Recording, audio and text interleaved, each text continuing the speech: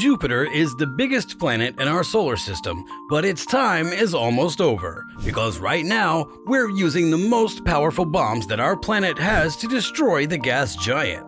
To finish the mission, how many nuclear weapons would be needed? How might the rockets that are about to send these bombs on their way be slowed down? And could a single nuclear explosion start a fire on the whole planet? Hello everyone, and welcome back to our channel. Today we'll tell you what would happen if we nuked Jupiter. So let's begin. Even the low-yield versions of nuclear weapons, like the ones the United States dropped on Japan during World War II, have the same explosive power as 15 to 20 kilotons of dynamite. This shows how dangerous and destructive nuclear weapons can be. Their high level of volatility comes from the fact that they use the powerful energy-releasing power of nuclear fission or fusion. All of these things also happen on the Sun, which is our own star. So, you should be very careful when sending these things to Jupiter. If you make one mistake, a fireball as hot as the center of the Sun could hit and kill you. If the goal was to completely destroy Jupiter, it's unlikely that a single bomb would be enough. There are a lot of nuclear weapons on Earth, which is good because this situation calls for them. The safest thing to do would probably be to get all of them off the Earth, but we should do it anyway.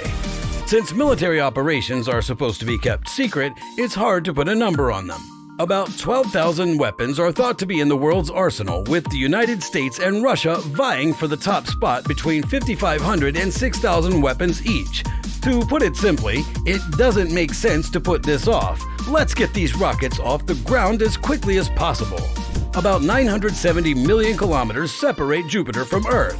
This distance can be anywhere from 590 million kilometers or 365 million miles to 970 million kilometers or 600 million miles. In the past, missions like the Galileo space probe took about 5 years to get to the gas giant.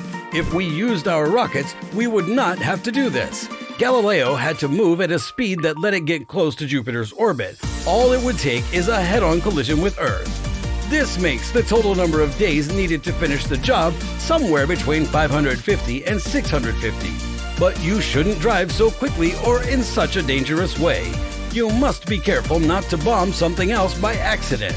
On the way around, it wouldn't be hard to stay away from the Moon and Mars, but getting through the asteroid belt without getting hurt would be like going through a minefield.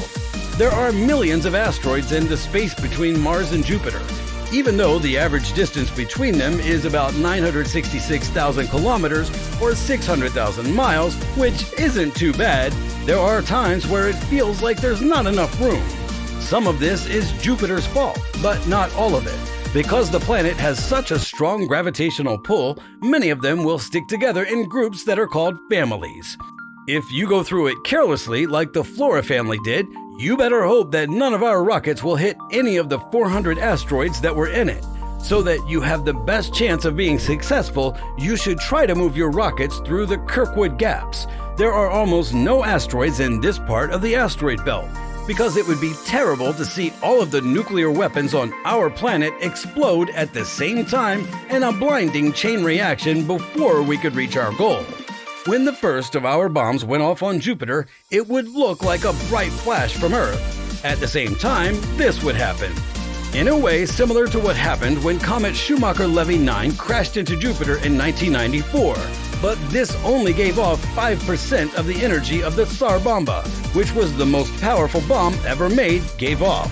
Because of this, and because we have thousands of nuclear bombs, Jupiter's days must be numbered, right? No. Not quite like that. Even though our nuclear weapons can cause explosions that are hotter than the Sun, this would not cause all of Jupiter's hydrogen to start burning on its own. It just doesn't have enough mass for nuclear fusion to happen. Jupiter wouldn't be completely destroyed even if every bomb went off at the same time.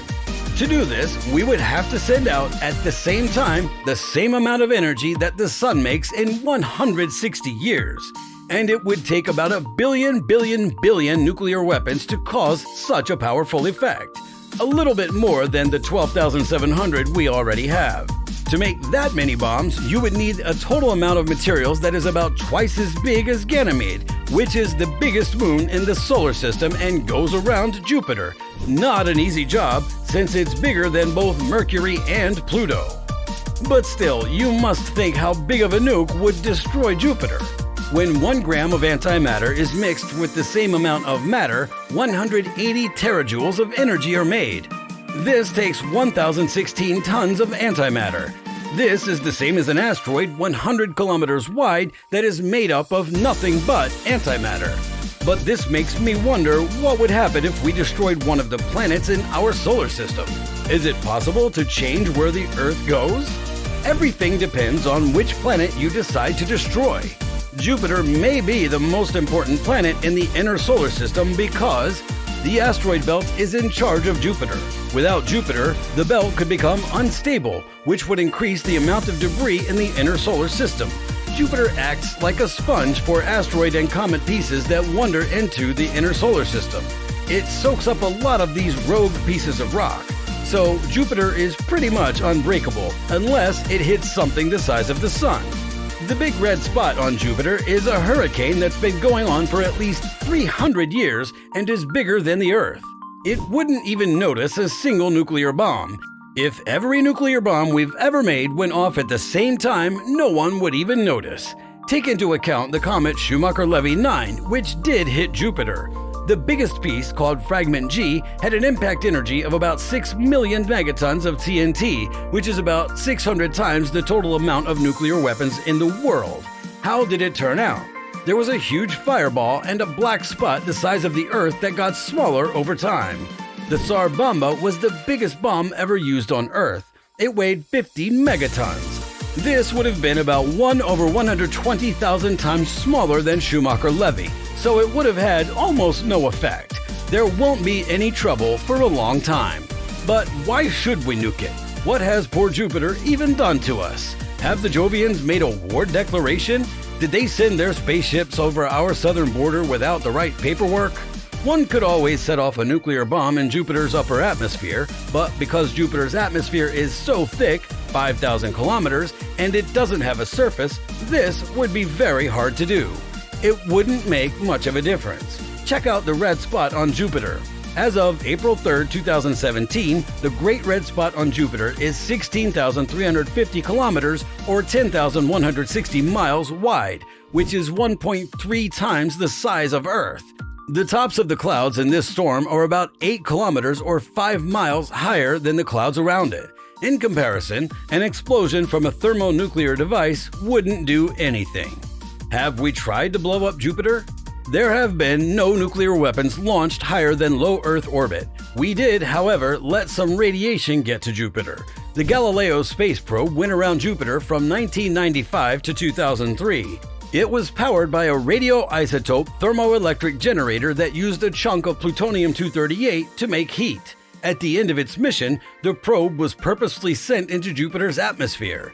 This was done so that none of Jupiter's moons would be harmed. Plutonium and the byproducts of its decay would have turned into vapor and spread through Jupiter's atmosphere. So don't worry, Jupiter is all fine on its own and definitely protecting itself from all our nukes. That's it for today, guys. Hope you enjoyed the video. Leave a like and comment down below your thoughts. We'd love to hear. And don't forget to subscribe to the channel. Thank you for watching.